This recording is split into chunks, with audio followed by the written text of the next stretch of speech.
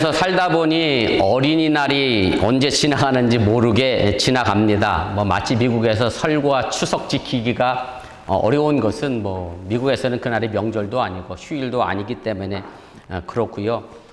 더더욱 어린이날은 아무 날도 아니잖아요. 5월 5일 아무 날도 아니에요. 그래서 제가 오늘 뉴스한테 5월 5일이 어린이날인 거 아냐 그랬더니 그것도 어떻게 다 알아요.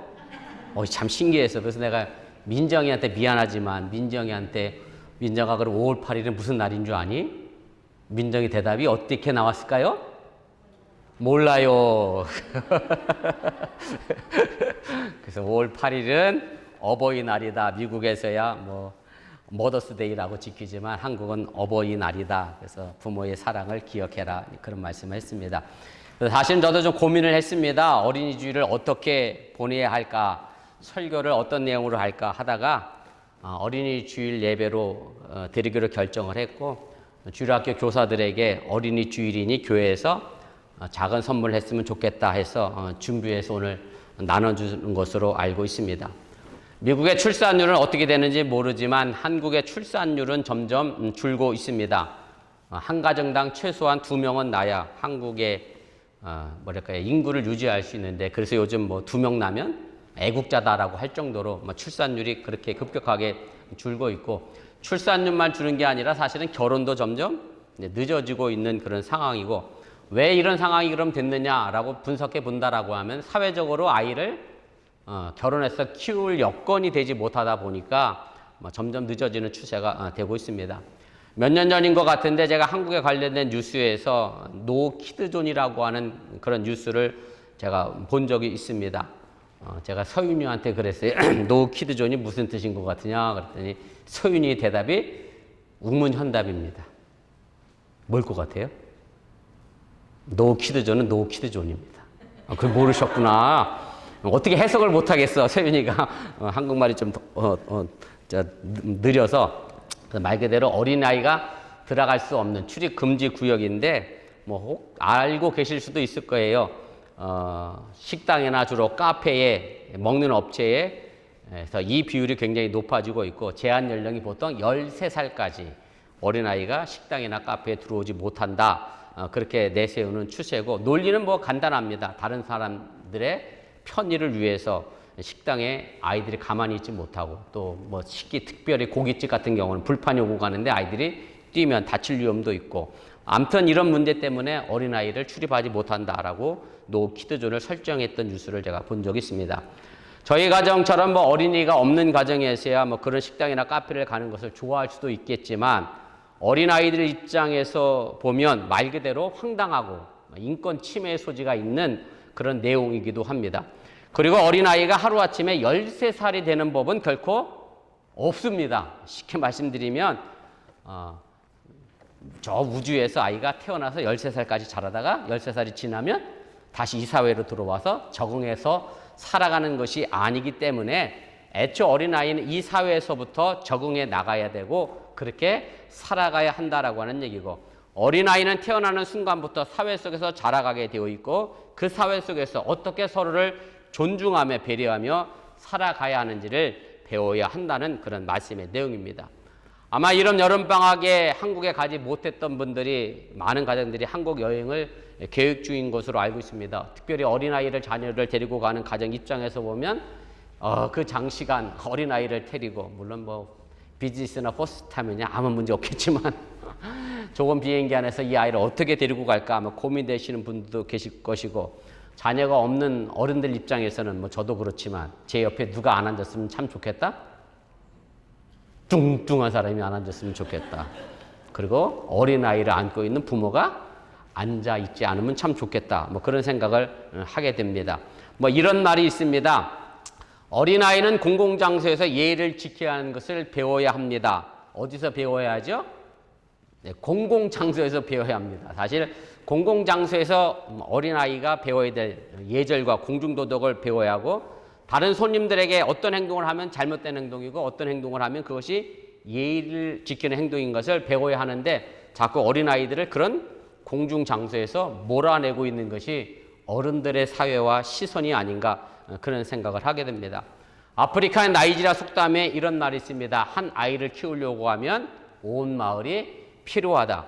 아이가 온전하게 성장하도록 돌보고 가르치는 일은 지역사회 전체가 해야 할 일이라고 하는 얘기고, 이것을 저희 교회에 맞춰서 이야기한다고 하면 저희 교회 주일학교 아이들이 여러분들 가정에서만 자라는 게 아니라 어번교회 모든 성도들의 관심과 기도 속에서 자라가야 이 어린아이가 바르게 성장할 수 있음을 여러분들이 잊지 마시기를 바랍니다.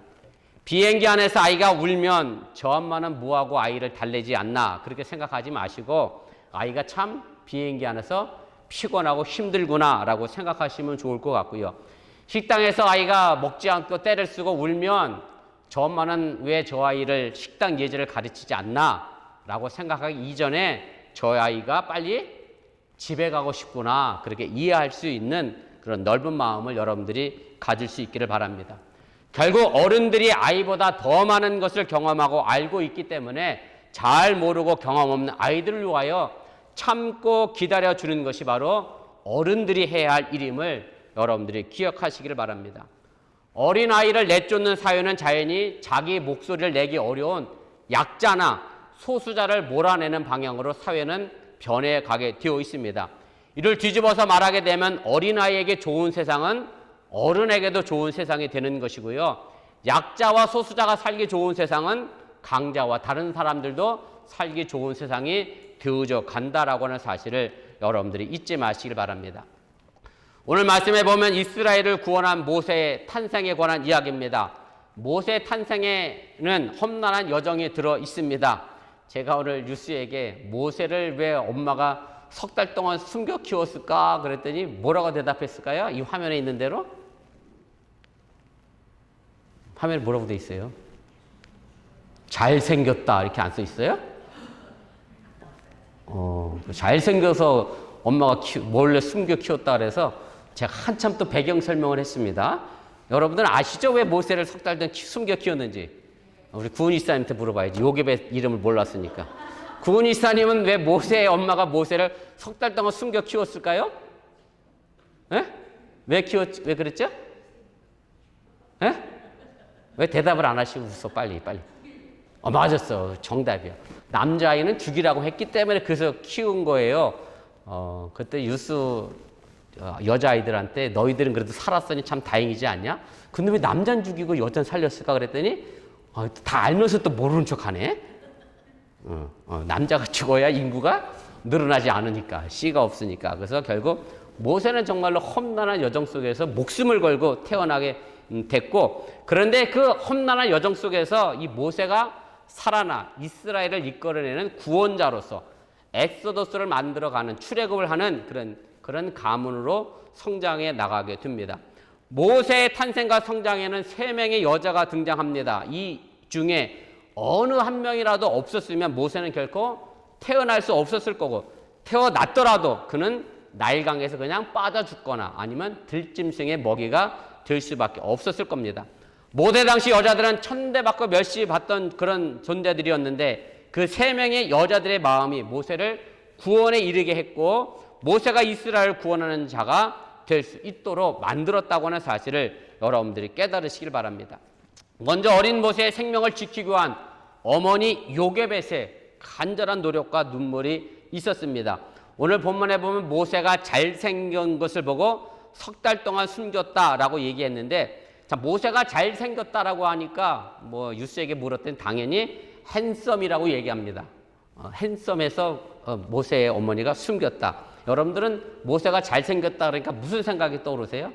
할 수 없다, 또 여쭤봐야지. 저랑 눈 마주치는 우리 고민기 지사님. 이 모세가 잘생긴 게 무슨 뜻으로 썼을까요? 이 성경에. 왜 모세가 잘생겼는데 숨겼을까? 잘 모르시는구나. 저는 제 얼굴을 보면서 아침마다 거울을 보면서 참 잘생겼다. 그런 생각 안 드세요? 저희 어머니에게는 저는 가장 잘생긴 아들입니다. 여러분들이 웃더라도. 여러분들의 자녀는 여러분들에게 가장 잘생긴 자녀입니다. 그래서 요게벳은 그 아이를 석 달 동안 숨겼습니다. 정말로 모세가 핸섬하게 객관적으로 잘생겼는지는 성경 어디를 뒤져봐도 찾을 방법은 없어요. 다만 제가 추측해 보건대 요게벳 입장에서 보면 자기 아들이니 당연히 잘생길 수밖에 없었다라고 하는 얘기입니다.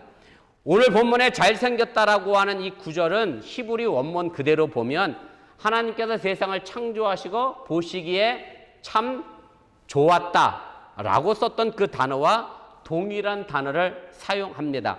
물론 사람마다 가지고 있는 저마다의 멋이 있습니다만은 상대적인 잣대를 가지고 이 잘생겼다라고 하는 말을 이 본문은 쓴 것이 아니라고 하는 것을 여러분들이 깨달으시기를 바랍니다. 잘생겼다의 히브리 원어는 토브라는 단어입니다. 이 단어는 단순히 좋다, 아름답다라는 뜻 말고도 존귀하다, 보배롭다, 뛰어나다라고 하는 다양한 뜻을 가지고 있고 단순히 보는 것 말고도 보다 더 넓은 의미로 알다, 생각하다, 깨닫다라는 뜻을 가지고 있습니다. 다시 말씀드리면 모세에게는 단순히 겉모습의 아름다움뿐만 아니라 어머니의 눈으로 내 아들을 보니 잘생겼다라고 하는 그런 의미가 아니라 하나님의 일을 훌륭하게 감당할 사람으로서 존귀함이 그의 모습 속에 담겨져 있었다라고 하는 그런 뜻입니다. 그래서 영어 성경 킹 제임스 버전을 보면 이 단어를 가지고 godly child라고 번역하고 있음을 여러분들이 기억하시기를 바랍니다. 흔히 부모가 된 사람들이 하는 말이 있습니다. 아이를 낳고 키우다 보면 내 자녀가 마치 천재인 것처럼 느낌을 받을 때가 있습니다. 단순히 세상에서 제일 잘생긴 것은 내 자녀임을 알게 됩니다. 그러나 내가 낳은 자녀이기 때문에 그 자녀를 그냥 단순하게 보지 마시고 하나님이 내게 주신 귀한 선물로 그 아이가 잘생겼음을 바라보시고 양육해 나갈 수 있기를 주님의 이름으로 부탁을 드립니다. 저희 집 사람이 형경이를 낳고 나서 엄청나게 한숨을 쉬었습니다. 너무나 장군처럼 태어났습니다. 그래서 우리 형경이가 자라는 내내 머리에 리본을 꽂거나 핀을 꽂거나 항상 그러고 다녔습니다. 유스는 또 이걸 이해를 못하대. 그래, 여러분들 이해하시죠? 무슨 의미인지. 네, 다 아들이냐고 물어봐서 딸인 걸 드러내기 위하여 늘 핀을 꽂고 리본을 했습니다. 그런데 저는 세상에서 우리 형경이가 제일 이쁩니다. 그렇게 이쁠 수가 없어. 민정이가 우리 김지사님에게 제일 이쁜 딸이지만 아니야, 나한테는 민정이는 아니야, 우리 딸이 제일 이뻐. 이게 사실 부모의 마음과 심정으로 그렇게 자녀를 바라보고 키워나가야 한다라고 하는 것을 여러분들이 기억하시기를 바랍니다. 하나님의 세상을 창조하시고 그 세상을 바라보시니 보시기에 참 좋았다. 어찌 보면 하나님이 직접 만들었기 때문에 그렇게 보일 수밖에 없었을 것이다 라고 조심스럽게 제가 추측을 해보게 됩니다. 우리에게 주신 모든 자녀는 하나님이 우리에게 맡겨주신 귀한 선물입니다. 여러분들이 여러분들의 자녀를 바라보면서 위왼수하지 마시고 godly child라고 바라보시길 바랍니다. 하나님의 귀한 사역을 감당할 믿음의 자녀, 존귀한 자녀가 됨을 믿고 기도하시길 바라고 양육해 나가시기를 주님의 이름으로 간절히 축원을 드립니다. 어머니 요셉에서는 석 달 동안 모세를 몰래 키웁니다. 더는 숨길 수 없게 되자 갈대 상자를 구해 역청과 나무진을 만들어 모세를 그 안에 담습니다.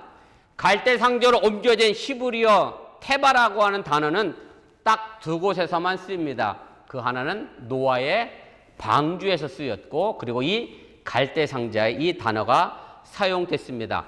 우리가 생각하는 상자이지만 방주의 의미를 담고 있는 것이 모세의 갈대 상자다라고 하는 얘기입니다. 배와 방주의 차이점이 뭐냐? 여러분 혹 생각해 보신 적 있는지 모르겠습니다. 노아의 방주와 우리가 일반적으로 생각하는 여객선, 크루즈 무슨 차이가 있을까요? 또 날 쳐다보는 우리 신자인 집사님 무슨 차이가 있을까요? 크루즈와 방주의 차이가, 노아의 방주와 크루즈의 차이. 네? 빨리 대답해. 설교가 빨리 끝나죠. 안 들려. 잘 모르면 제가 정답입니다. 방향 조절의 능력이 있습니다. 방주는요, 방향 조절의 능력이 없습니다. 그럼 어떻게 가야 돼요?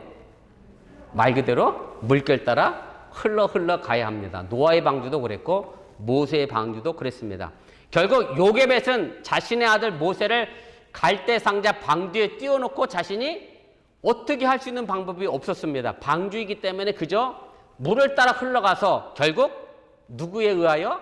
하나님에 의하여 이 갈대 상자가 제대로 떠내려가기를 위하여 기도할 수밖에 없었다라고 하는 얘기입니다. 그래서 오늘 요게벳의 노래 가사가 우리의 노래 가사가 되어야 합니다. 너의 삶의 참주인, 너의 참부모이신 하나님, 그 손에 너의 삶을 맡긴다. 너의 삶의 참주인, 너를 이끄시는 주 하나님, 그 손에 너의 삶을 드린다. 그가 널 구원하시리, 그가 널 이끄시리라, 그가 널 사용하시리, 그가 너를 인도하시리. 모세의 어머니 요게벳은 이 기도밖에 할 수 없었다라고 하는 사실입니다. 제가 강림교회 부목으로 있을 때 제일 선임되는 목사님의 자녀들이 현대고등학교를 다녔습니다. 그때 형규가 초등학교 1학년생이었으니 저랑 나이 차이가 많이 납니다. 저녁이면 집사람과 한강에 나가 운동을 하는데 교복 입은 고등학생들이 저는 그냥 단순하게 연애를 한다라고 얘기하고 싶었는데 민정이가 거기다가 제가 하고 싶은 말을 더 했어요. 뭘 했을 것 같아요? 음주 가물을 즐긴다. 민정이가 음주 가물한 말은 안 했고 음주만 얘기했어요. 다리 밑에서는 정말로 음주도 하고, 그래서 그걸 보고 내가 놀래서 제가 그 목사님에게 이랬어요. 아유, 진아를 잘 살피셔야 될 것 같아요. 그랬더니 그 목사님이 제게 그런 얘기를 해요. 내가 자녀를 24시간 감시할 수 없으니 똑같이 요게벳의 심정으로 하나님께 맡겨 내 자녀를 위해 기도한다라고 말씀을 하셨던 적이 있습니다. 모세의 어머니 요게벳, 모세를 강물에 띄웠지만 그 다음 어떻게 손을 쓸 수가 없었습니다. 그래서 참 부모이신 하나님께 그 삶을 맡긴다, 노래할 수밖에 없었다라고 하는 얘기입니다.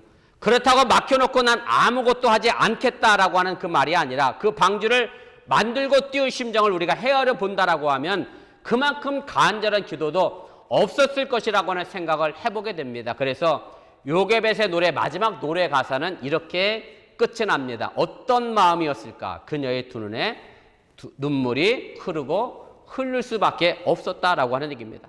요게벳의 이 간절한 기도로 모세의 방주는 하나님의 인도하심을 따라 바로의 딸이 목욕하는 곳으로 흘러 들어가게 됩니다. 그리고 바로의 딸의 눈에 띄입니다.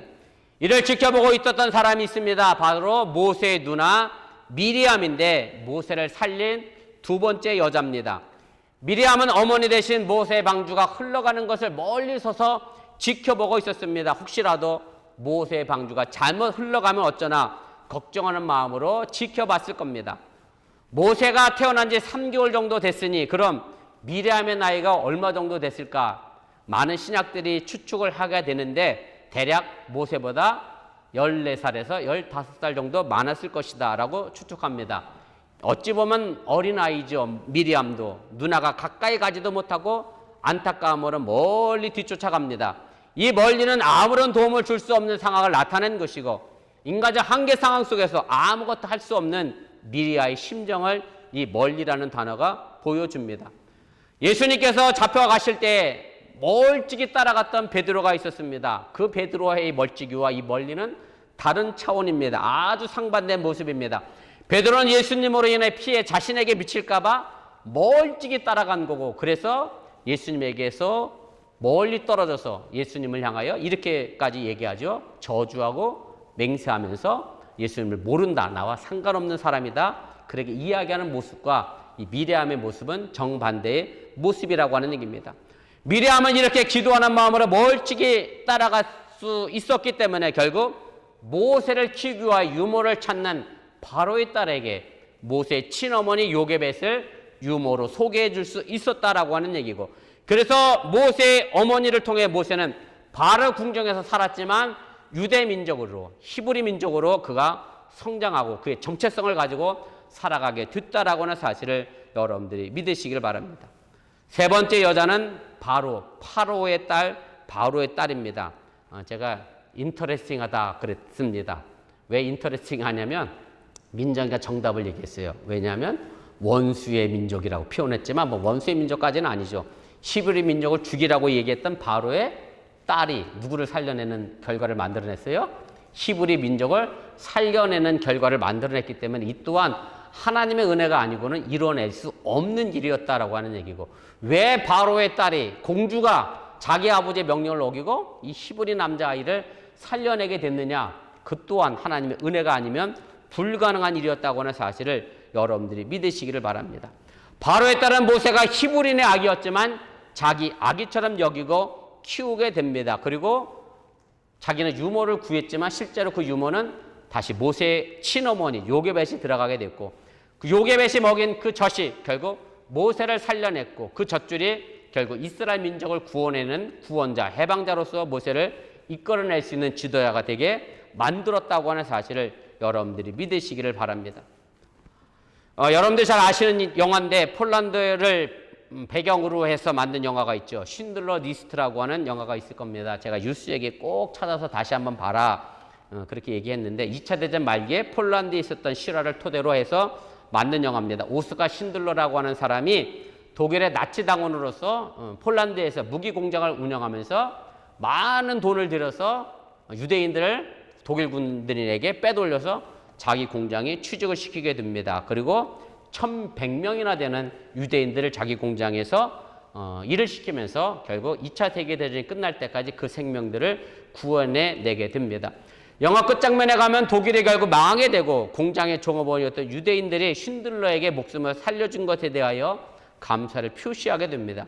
그런데 그 마지막 장면에 이렇게 됩니다. 독일 사람을 통해서 더 많은 유대인들을 살려내지 못한 것에서 한탄합니다. 왜 한탄했느냐면, 내가 가지고 있는 자동차를 팔았으면 유대인 10명을 더 구할 수 있었을 텐데, 내가 결혼 예물로 받았던 이 시계를 팔았으면 2명의 유대인을 더 구할 수 있었을 텐데 내가 왜 그걸 하지 못했을까? 오스카 쉰들러는 그렇게 후회를 하게 됩니다. 예루살렘에 가면, 저도 아직 못 가봤습니다만은 지금 우리 미 동남부 지방이 2년 뒤에 성지순례 한번 가자, 그래서 제가 주도해서 지금 성지순례 적금을 붓고 있는데 2년 뒤에 갈지 안 갈지 저도 잘 모르겠습니다. 아무튼 저도 가면 꼭 여기를 한번 찾아보고 싶은데, 유대인들을 도와준 사람들의 이름이 기록됐는데 거기에 쉰들러라는 이름을 발견할 수 있다고 합니다. 쉰들러 리스트의 본래 영화 제목은 쉰들러 리스트가 아닙니다. 쉰들러의 방주입니다. 그의 공장에서 일했던 유대인들이 모두 살아남았기 때문에 쉰들러의 방주라고 원래 영화 제목은 시작을 했습니다. 그들에게는 쉰들러의 공장이 바로 노아의 방주였습니다. 노아의 방주는 노아의 식구들과 동물들을 살려냈습니다. 모세의 방주는 모세를 살려냈습니다. 모세만 살려낸 게 아니라 모세를 통하여 이스라엘의 200만 민족을 탈출시켜내는 출애굽의 역사를 만들어내게 됐다라고 하는 얘기입니다. 모세의 방주는 요셉의 미리암 바로의 딸이 세연을 거치면서 그 안에 역사하시는 하나님의 섭리가 있음을 우리가 알게 됩니다. 하나님의 섭리 속에서 이 모세는 구해내졌고, 그리고 그 섭리 속에서 이스라엘을 구원할 구원의 방주가 되어졌다라고 하는 얘기입니다. 여러분들의 가정이 바로 모세 방주가 되시기를 바랍니다. 여러분들의 가정이 모세 방주가 될 때 우리 어번교회 어린 아이들이 미국과 대한민국을 구원해낼 수 있는 구원자로서 모세로서의 역할을 하게 된다고 하는 사실을 믿으시기를 바랍니다. 요괴벳의 노래는 연평안이라고 하는 찬양사역자가 만든 곡입니다. 이 곡을 만든 계기가 있습니다.